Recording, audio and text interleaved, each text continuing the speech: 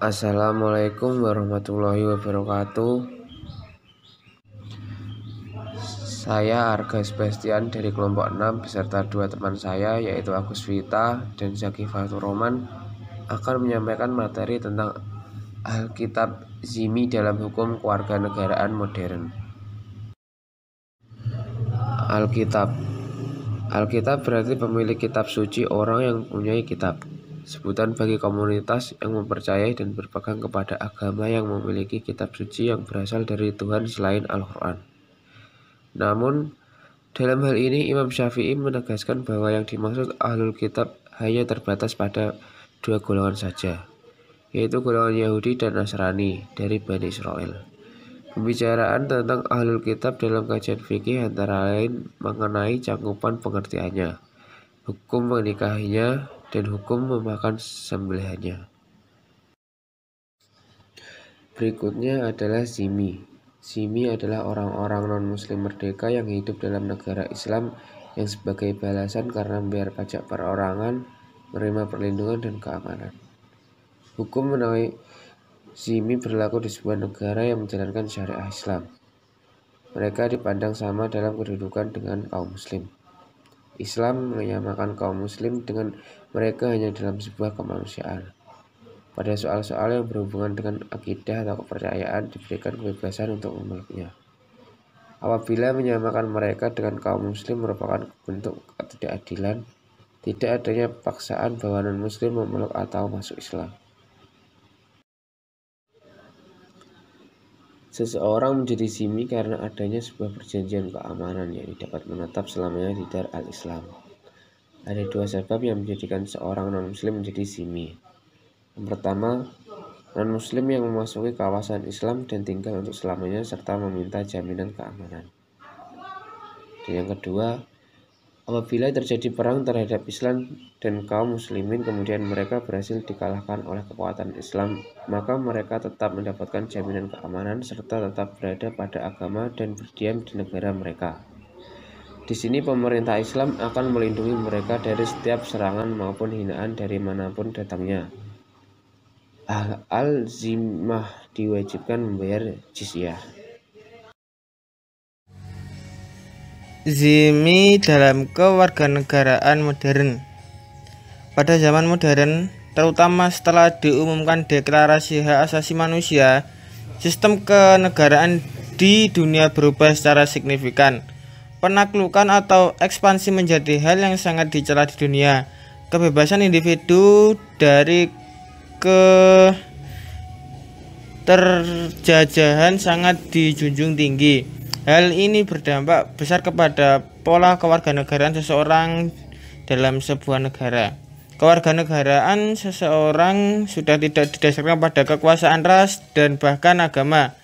Seseorang akan menjadi warga negara jika dinyatakan sah secara hukum. Satu negara sebagai warga negara. Kewarganegaraan juga dapat diperoleh dengan cara permohonan kepada warga negara yang bersangkutan tanpa memandang suku, ras, atau agamanya. Proses tersebut di dalam negara modern populer dengan istilah naturalisasi.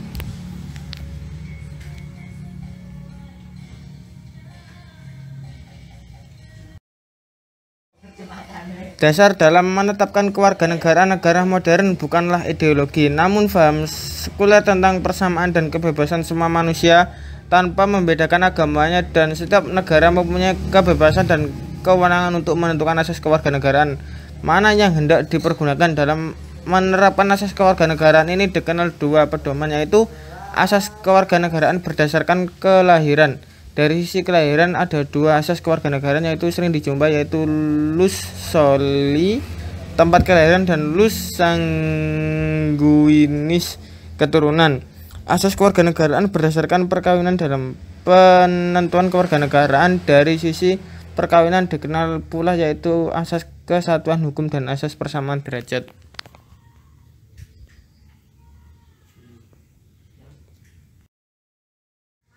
Adanya perbedaan satu negara dan negara lainnya dalam negara modern untuk menentukan asas kewarganegaraan menyebabkan timbulnya beberapa persoalan yang mengganggu, antara lain adanya nasionalitis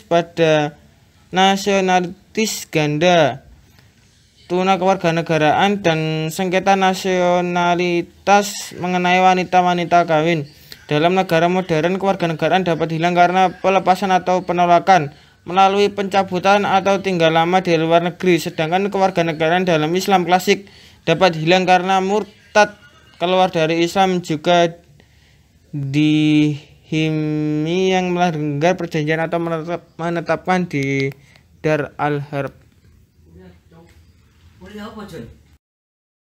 Adapun hak umum warga negara yang sering juga disebut dengan hak-hak asasi manusia dapat dibedakan menjadi dua, yaitu yang pertama, hak politik yang terkait dengan partisipasi warga negara dalam jalannya pemerintahan negara.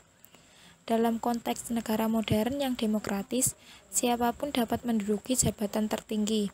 Sebagai pengecualian adalah negara yang menerapkan sistem monarki kerajaan.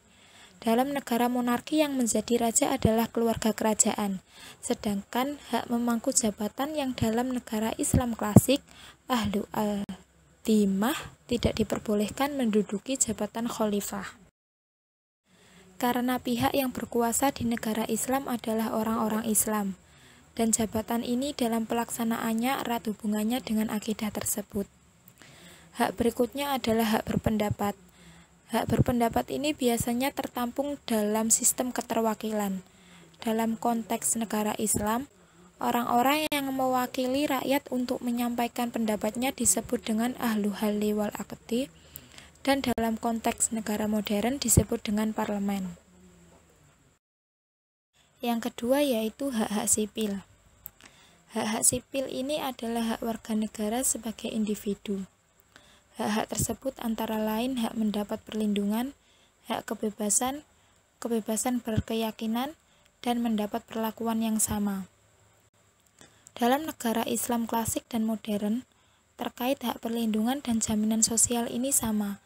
Kemudian terkait dengan hak mendapat perlakuan yang sama, hak kebebasan, dan kebebasan berkeyakinan dalam negara Islam klasik terdapat perbedaan. Sekian dari kelompok kami, ada kurang lebihnya kami mohon maaf. Wassalamualaikum warahmatullahi wabarakatuh.